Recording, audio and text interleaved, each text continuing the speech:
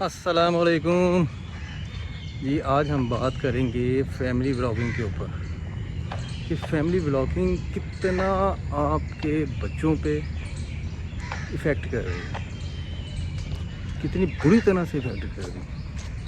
आजकल मेरे ख्याल से जो हो रहा है, अगर हम बात करें डकी भाई के ख़िलाफ़ या वो जो यूट्यूबर्स हैं, मैं ये कहूँगा बिल्कुल सही हो रहा है। उसकी वजह जो है वो ये है कि अगर आप आज किसी बच्चे से पूछें कि आप क्या बनना चाहते हैं, तो अब डॉक्टर इंजीनियर छोड़ दें, वो कहेगा मैं यूट्यूबर बनना चाहता हूँ जी। ये फैमिली व्लॉगर्स ने इतना बुरा उन पर असर डाला है। आप मैंने ना एक बच्चे से पूछा आप पढ़ क्यों नहीं रहे, तो वो कहते पढ़ाई की ज़रूरत ही नहीं है, मैंने तो व्लॉगर बनना है। तो इतना ज़्यादा इफ़ेक्ट बच्चों पे आया है। दूसरी चीज़ ये जुए की तशहीर, ये तो एक है, लेकिन मेन जो मैं ये बच्चों पे इफ़ेक्ट बहुत ज़्यादा पड़ रहा है इस जो है उनके जहन पे कि जो पैसा कमाना है वह फैमिली व्लॉगिंग शुरू कर दो, इससे आप पैसा कमा सकते हो, कोई पढ़ाई कुछ भी करने की ज़रूरत नहीं है। तो बिल्कुल एक्शन लेना चाहिए जुए की तशहीर के साथ साथ इन चीज़ों पे भी जो एक्शन लेना चाहिए। और ये कहते हैं कि जी हमें पता नहीं था, PSL में भी इश्तहार चले हैं, तो वाकई चले हैं। तो बात ये कि इनको पता क्यों नहीं था, ये चूचे हैं, इनको क्यों नहीं पता भाई। अब एक बंदा चोरी कर रहा है, आप कहेंगे कि वो भी चोरी कर रहा है तो मैं भी कर सकता हूँ। तो ये बहुत ही अच्छा एक फ़ैसला है, लेट आए लेकिन दुरुस्त आए। तो फैमिली व्लॉगिंग में जो कंटेंट है इसके ऊपर भी क्वेश्चन उठने चाहिए। ख़ास तौर पे जो टिकटॉक है, टिकटॉक लाइव, ये शेयर मारते हैं कि 1.5 लाख रुपए का एक शेयर मार देते हैं। अब बच्चियाँ देखें नाच रही हैं, पनिशमेंट मिल रही हैं जी, सज़ाओं के नाम पे धुमके लग रहे हैं, क्या बंदा कहे अभी यार। तो इन सब के ख़िलाफ़ जो है ना एक क्रैकडाउन बनता है, टिकटॉक के ख़िलाफ़ भी बनता है, इन सारी चीज़ों के ख़िलाफ़। तो मेरे ख्याल से ना एज़ ए मुसलमान, एज़ ए पाकिस्तानी, हम सबको आवाज़ उठानी चाहिए इनके ख़िलाफ़। इन्होंने माशरे को ख़राब कर दिया है। ख़ास तौर पे जो न्यू जनरेशन है, जेनज़ी जो है, वो बस जो है आप ये कह दें कि इनका शिकार हो गई है। अब वो समझते हैं कि पैसा कैसे कमाना है, शॉर्टकट। अब वो शॉर्टकट ढूंढते हैं क्योंकि इन्होंने उनके जहन में भर दिया है जी पैसा, गाड़ियाँ, लाइफस्टाइल, चाहे वो झूठा है सच्चा है, हलाल है हराम है, कोई तमीज़ नहीं, बस लाइफस्टाइल अच्छा होना चाहिए। तो मैं बिल्कुल इनके साथ हूँ। आप लोग भी आवाज़ बने, हर बंदा बने आवाज़। एक जो फ़लस्तीन के लिए एक काफ़िला जा रहा है, तो उनके लिए भी आवाज़ बने। अल्लाह ताला बखैरियत से उनको पहुंचा दें, ताकि वो इमदाद लेके गए हैं, तो अल्लाह ताला जो है उनको बखैरियत उधर पहुंचाए और वापस भी हिफाजत से लेके आए। उनकी आवाज़ बने, सब लोग आवाज़ बने इनकी, ताकि वो खैरियत से वापस आ सकें, खैरियत से चले जाएं, सामान पहुंचा सकें। और हम सबको भी दारुल उलूम कराची का है, मुफ्ती तकी उस्मानी ने एक फ़ंड भी बनाया है, तो जितना हो सके उसमें जो है कंट्रीब्यूट की जाए, ताकि फ़लस्तीन के जो बंदे हैं इनके लिए हम जितना हो सके कुछ ना कुछ अपनी हैसियत के मुताबिक तो कर सकें।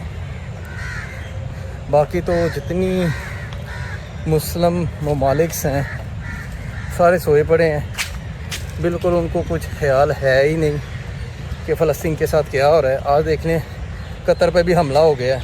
आहिस्ता आहिस्ता जितने मुस्लिम ममालिक हैं सारे लिस्ट पे हैं, आहिस्ता आहिस्ता सब पे हमले होने हैं। तो ये किस वक्त सोचेंगे कि किस वक्त हमने यकजा होना है।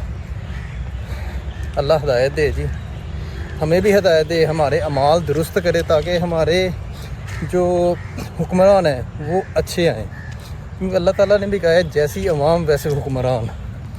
तो हमें बतौर मुसलमान हमें भी जो है ना ये सीधे राह पे आना है। क्योंकि अगर मैं 2022 की बात करूं एज ए ई-कॉमर्स, हमने 2020 में स्टार्ट किया था ई-कॉमर्स। तो तब अमेज़ॉन पे ड्रॉप शिपिंग हो रही थी, अलाउ थी ड्रॉप शिपिंग। अमेज़ॉन खुद कहता है कि ड्रॉप शिपिंग अब कर सकते हैं, लेकिन जब पाकिस्तानियों की एंट्री हुई है, ये पाकिस्तानी बेस पे अकाउंट्स बने हैं, अमेज़ॉन ने कहा है आ जाएँ पाकिस्तानी, आप ही सेल आउट कर सकते हैं चीज़ें। तो बतौर मुसलमान पाकिस्तानी हमने क्या किया, हमने 2 नंबरी की, हमने गपला किया। हमने कैसे गपले किए, रिफ़ंड ले लेके। एक प्रोडक्ट है ड्रॉप शिपिंग, क्या होता है एक छोटा सा कंसेप्ट आपको दे देते हैं। Amazon to Amazon drop shipping चल रही है। इसका मतलब ये होता है कि अमेज़ॉन से आप ख़रीदते हो प्रोडक्ट, जहाँ से आपसे सस्ती मिलती है, वही सेम प्रोडक्ट कोई और बंदा भी बेच रहा है जो महंगी बेच रहा है। आप उधर जाके मीट हो के उधर से सेल्स करना शुरू कर देते हैं। अब आप अमेज़ॉन से वही प्रोडक्ट सस्ती खरीदते हो, अमेज़ॉन पे महंगी बेचते हो। एक तो ये प्रॉफिट हो गया, आपने $20 की प्रोडक्ट ख़रीदी और उसको $25 में $30 में बेच दिए। तो एक तो ये आपका जो डिफरेंस है ये प्रॉफिट हो गया। अमेज़ॉन के जो एक्सपेंसेस हैं वो आप निकाल लें, जो भी है अल्टीमेटली आप प्रॉफिट में आते हो। और इसमें लाखों डॉलर्स मंथली सेल होती है इसमें, क्योंकि आपको लिस्टिंग नहीं करनी है, तो जस्ट मीट होना है। वो ऑलरेडी ब्रांड होता है उसकी। अगर फॉर एग्ज़ाम्पल एक प्रोडक्ट की यूनिट्स मंथली, फॉर एग्ज़ाम्पल आप ये कह रहे हैं कि $20,000-30,000 की सेल है या $50,000 की सेल है। जो अच्छे ब्रांड्स हैं उनकी $1 लाख की सेल भी आती है, 2-2 लाख की भी है, 10-10 लाख की भी डॉलर की सेल है। अब उसमें से फॉर एग्ज़ाम्पल उस लिस्टिंग में बैठे हैं जी 10 बंदे बैठे हैं। उस 10 बंदों को किसी को $10,000 मिल गई सेल, किसी को $5,000 मिल गई सेल, किसी को $1,000-2,000 मिल गई सेल। एक लिस्टिंग की मैं बात कर रहा हूँ। ऐसे अब 100 लिस्टिंग है, 1000 लिस्टिंग पे आप बैठते हो। इस तरह से हर लिस्टिंग पे आपको ऑर्डर्स आते हैं, तो बात लाखों डॉलर में चली जाती है। अब अमेज़ॉन में लाखों डॉलर की सेल हो रही थी, दिन के 500 ऑर्डर, 1000 ऑर्डर्स आ रहे थे। और ये एक काउंट, अब एक बंदे के पास 50 अकाउंट है, तो आप देखें गेम कितनी बड़ी है। अब हुआ गया, अब अमेज़ॉन से ख़रीदा, अमेज़ॉन पे सेल कर दिया, उस बंदे को शिप भी कर दिया, प्रॉफिट भी ले लिया। अब जिधर से ख़रीदते हो आप, अमेज़ॉन से ख़रीद रहे हो, अमेज़ॉन की पॉलिसी है, अमेज़ॉन आपसे पूछता नहीं है आप रिफ़ंड करें कि मैंने रिफ़ंड करना है, तो अमेज़ॉन आपसे नहीं पूछेगा भाई क्यों रिफ़ंड करना है, क्या वजह है। उसने कुछ नहीं आपसे पूछना, उसने ये जी रिफ़ंड लें जी रिफ़ंड। अब आपने $1 लाख की बाइंग की है 1 महीने में। अब उसमें से ये क्या करते थे कि 10% को रिफ़ंड ले लिया। 10% का मतलब है $10,000।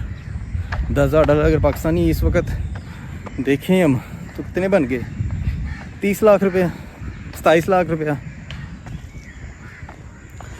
तो भाई 27 से 30 लाख रुपया वो इन्होंने ले लिया रिफ़ंड, सिर्फ 10%।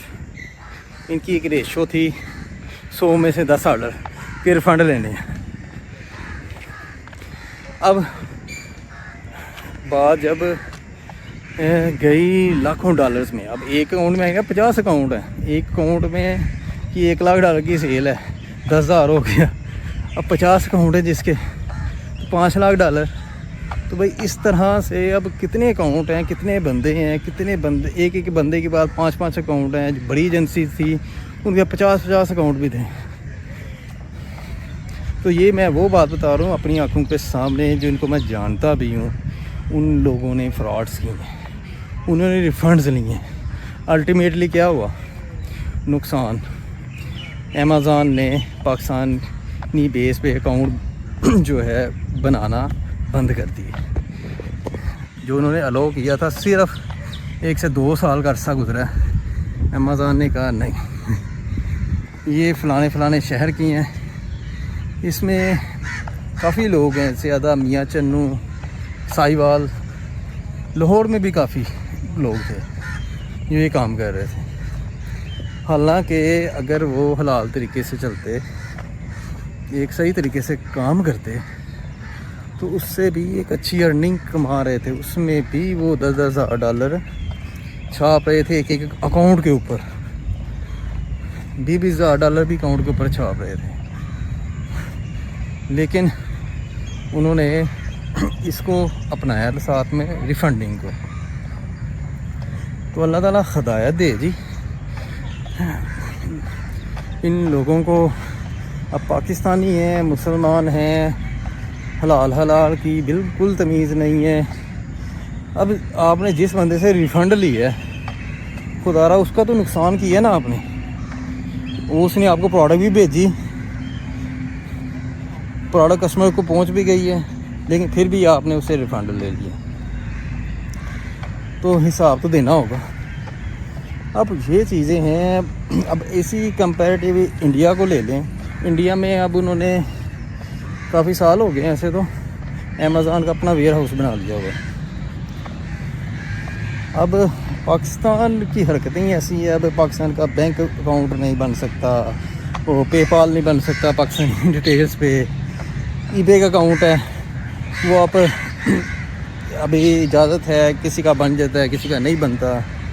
बस ऐसा ही है। यानी कि पाकिस्तानी पासपोर्ट की वैल्यू अगर हम इंटरनेशनल मार्केट्स में देखें, ऑनलाइन स्पेशली मार्केट्स में देखें, तो उसमें काफ़ी ज़्यादा ट्रबल्स हैं। अब अमेज़ॉन ने इजाज़त दी थी, अगर हम फेयरली चलते तो आज अमेज़ॉन की बेस पे पाकिस्तानी जो है ना आसानी से अकाउंट बनाते, अपनी चीज़ें बाहर सेल करते।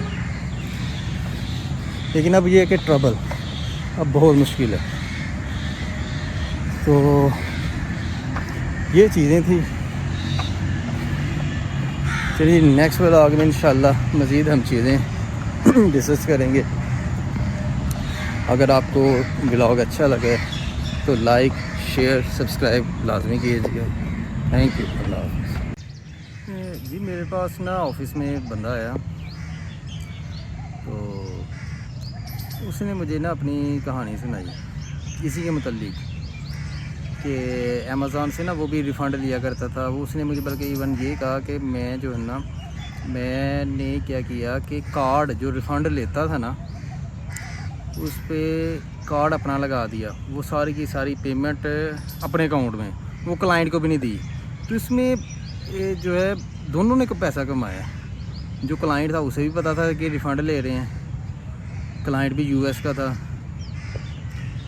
तो जो इधर बंदा बैठा है उसे भी पता है कि मैं 2 नंबरी कर रहा हूँ। तो कई लोगों ने क्या किया कि क्लाइंट को भी चूना लगा दिया। तो जो क्लाइंट हैं उन्होंने बड़ी 2 नंबरी की, उन्होंने बड़ा पैसा छापा है।